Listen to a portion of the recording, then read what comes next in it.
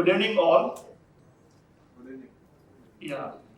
So, thank you very much for inviting me for such a wonderful event, and I'm really honored and privileged to sharing this wonderful evening with you, and specifically with this audience.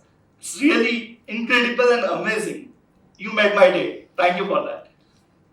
So, in a life, there are some moments when you have to stop and ask yourself that how did I reach here, or how did I get to that particular place? So this is that moment for me that I need to ask myself how did I reach to this place. So to answer that, I have to flashback and introspect into my roots. So basically, I am a technocrat having 12 plus years of experience in e-governance and homeland security projects. I was born to incredible parents and amazing family. And I brought up by my uncle and auntie. They took me from village to the city and they nurtured me like my second parents. My family inculcates strong values, culture, and ethos into me. And that's really helped. Even nowadays, because of that, I am able to make wise decisions. I am able to choose the right path for me in this VUCA world, which is volatile, uncertain, complex, and ambiguous. And I'm blessed with wonderful friends. Some of them are sitting here that really helped me in many ways. Means they literally sponsored the cost of the certification for my further studies. So I'm really honored. And there's a special place of teachers and mentors into my life. I respect them a lot and I deliberate and discuss with them. And they really help me to guide me, to navigate, and to illuminate the right path where I am completely clueless and blind. Let me connect the dots by sharing a story of a boy who wants to conquer the world with his kind heart. But as you know, that life has its own way to taste a person's will. Sometimes it's blessed you with everything, and sometimes nothing happened at all. So I recall the incident. It was in 2006 when I was around 17, 18 years old. I was reached late to army selection camp. It was organized at police headquarters Shahibag, and the intake was started around 5 a.m. early in the morning, and I reached around 10 a.m. Because I didn't know the exact timing, and I traveled 350 kilometers from Valsad to Ahmedabad at that time with my father via public transport to participate into that. And the door was closed and the opportunity was lost. So it's a setback for me because I'm very passionate to join defense and armed forces. So my father asked me that don't worry, take it easy and try after completing your graduation. So 4 years later, I had completed my engineering studies and emerged as a university topper.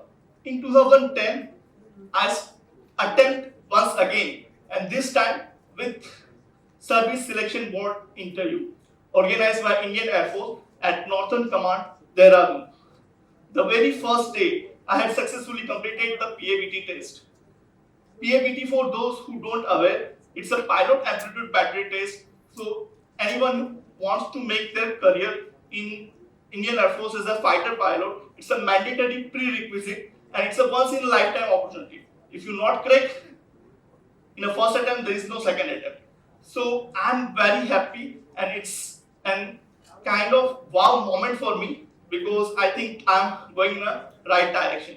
But my happiness not sustained for a long. I am not able to crack the 5 days long SSB interview process. And with a heavy heart, I returned back to the home and somehow convinced myself to join a government honored public sector undertaking. I had started my career as a graduate trainee engineer with one of the PSUs. And my aspiration of contributing something for the nation, for the community, it's still there in a raw form, but I am not able to figure it out. I didn't have that clarity what to do and how to do at that time. So in 2012, I am around 23 years old at the time. So we had heard the speech of then Commerce and Industry Minister Anand Sharma, and I recall exactly his word. He said that Indian exports to the global trade is less than 2%, and we are doing something to double it up and beyond. He further added at the time that Indian exporters needs to take this opportunity, and it's a challenge for them. We took that challenge.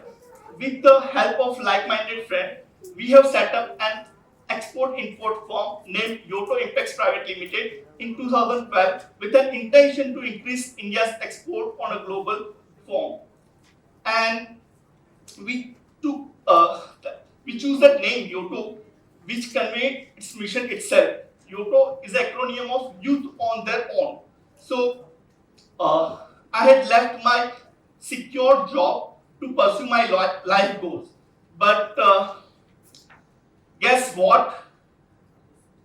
Our first export consignment was failed miserably. And the financial loss was such that because we had already invested whatever the savings and money we have at that time, we borrowed money to fulfill our first export consignment. And it's like a disaster for all of us. Though slowly and gradually we're trying to overcome from that, but I think destiny had some other plan for me. The same year, my father had an heart attack. Don't worry, he's absolutely normal after the bypass surgery, but at the time it was a shock for me, and it's compelled me to rejoin or a new job to fulfill my financial obligation and to sustain the family responsibility. What I had learned from that event, we'll discuss the journey of Yoto some other day, but let me focus back to my journey. So, as said that life takes most unexpected turns, and all you need to do is simply enjoy the ride. I had learned from my failure, I restarted my journey, but this time with the profile what I choose is a business development with Homeland Security industry. And I had sharpened my business and the sales skill over there. And I had contributed significantly to the organization, almost 10 to 100x growth to the area what I am responsible for. After acquiring all this knowledge and the business acumen, what I figured it out that I'm trying to deep in dive to solve the bigger problem of the industry. And the bigger problem was and is still today, it's failures of the projects. Projects fail. Why they fail? What's the reason behind that? When I further research, I come to know that it's not a small problem what I'm trying to deal with. As per the Standish Group, what they conducted survey in 2014, they found that 98.8% projects are failed when they measure on the 6 criteria, that is your scope, time, cost, value, customer satisfaction, and strategic objective. And it's not the limited survey. They created and they done the survey of 50,000 plus projects. So it's not a small number. It's alarmingly high. To further understand the problem even better, what I did, I had learned few project management frameworks, and the learning is still going on. After completing my BTech in Electronics and Communication, I had completed my MBA in Operations Management. Last year only I completed my MPhil in the Project Management, and currently I am pursuing my PhD into the Project Program and the Portfolio Management. I had published several research papers and acquired some internationally recognized certification in the same domain, like PMP, that is Project Management Professional, awarded by PMI USA, then PRINCE2, that is Project in Controlled Environment, and that is from OGC UK, and that has a very interesting journey. So what happened in 1989? Most of the IT projects of government of UK failed because of the bureaucracy and some other reason, and they come up with this framework and they get significant result. So after 1996, they make it mandatory to all IT projects executed by government of UK should be pleased to comply. So I learned that. Then I learned MSP, that is the program, management of successful program, that interlink projects when we group together, that is called program, how we successfully deliver that program. Then MOP, that is the management of the portfolio, the totality of the organization investment, the single penny invested in your organization should get value for the organization. So that's what I had learned. And P3O, that is portfolio program and project office, that how successfully we deliver the PMO. And the TOGAF, that is the open group architecture framework that map your current state to the future state. So what you are right now and what you wanted to achieve the 5 years down the line, the organization, it's very complicated task. You have to architect your enterprise for that. All that. So it's bit technical, right? Okay, let me simplify for you. So because of this knowledge and the certification, I am able to leverage myself. I am able to positioning myself as an international speaker, think tank and a management consultant who had delivered 100 plus workshops across the globe in a city like Dubai, Abu Dhabi, Singapore, Muscat and many more. I had also started my YouTube channel to spread the awareness about the program, portfolio and project management to those who wants to learn as per the flexible timing without any fees. And that's also come like that only. I'm not a professional YouTuber, but one of my friends wants me to explain all these frameworks they wanted to implement in their organization, but somehow our timing is not clashing. Whenever we schedule a Zoom meeting or some face-to-face meeting, but somehow we are not able to give the timing. So one of my friends suggested, okay, record a video and publish on YouTube. So whenever that on the flexible timing, they can access that. So how that YouTube was rolled out. I have been associated with many learning forums in my voluntary capacity, like Project Management Institute USA, British Startup Society UK, Institute of Advanced Research Gandhinagar, Ahmedabad Management Association, and many more. I had recently rewarded as a PMI South Asia champion for my voluntary contribution for the project management community recently.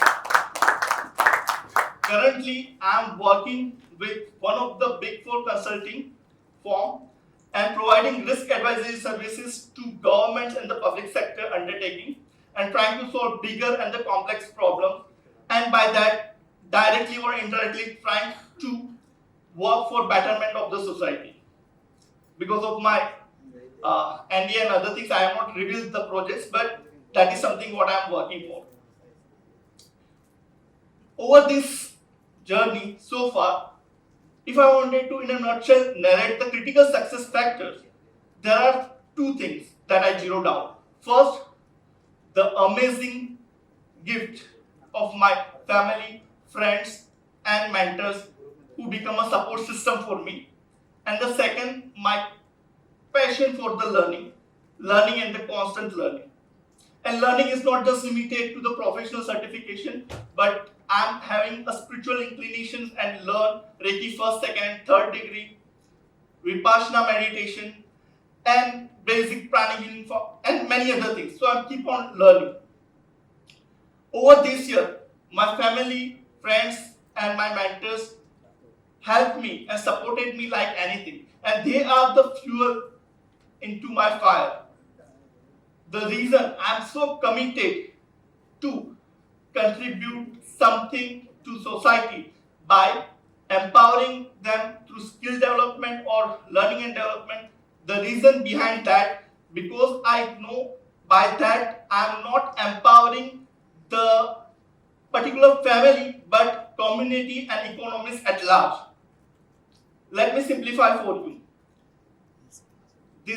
I had engaged with multiple NGOs. I had visit orphanage, feed the children. I had organized and participated in many blood donation camps. And at the age of 24, I had donated my entire body to the Satishbhai Foundation. And that is, okay, donated in the sense after death, but I had taken a pledge and registered myself for that. But after doing all that, what I enjoyed a lot when I helped to empower someone through skill development, because I make them self-dependent. As it says that if you feed a fish to a man, you are feeding for a day. But if you teach him how to fish, then you feed him for a lifelong. And that is the reason, as the think tank and the influencer sitting in this room, it is our social responsibility that we can become a voice for the voiceless. And that is what I like, and that is the reason I upload for each and everyone who are self-made and the selfless people coming from various backgrounds. And your success story, your hard work, your achievement is not just inspire me, but for many others to make work hard, to do better, and to contribute to the society, to make a dent wherever we can. I would like to thank to Bala to providing such a wonderful platform to be a voice, to make a change that makes an impact for the lifelong, for new generations.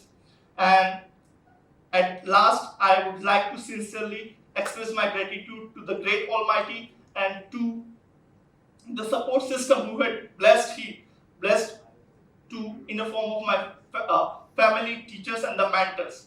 That is the reason who I am, where I am today. I would conclude my role story by sharing the anecdote that the boy who wants or intend to join the armed forces currently serving the nation by his project management skill. So it's like achieving the same objective or common goal, but with a different path. Thank you. Thank you very much.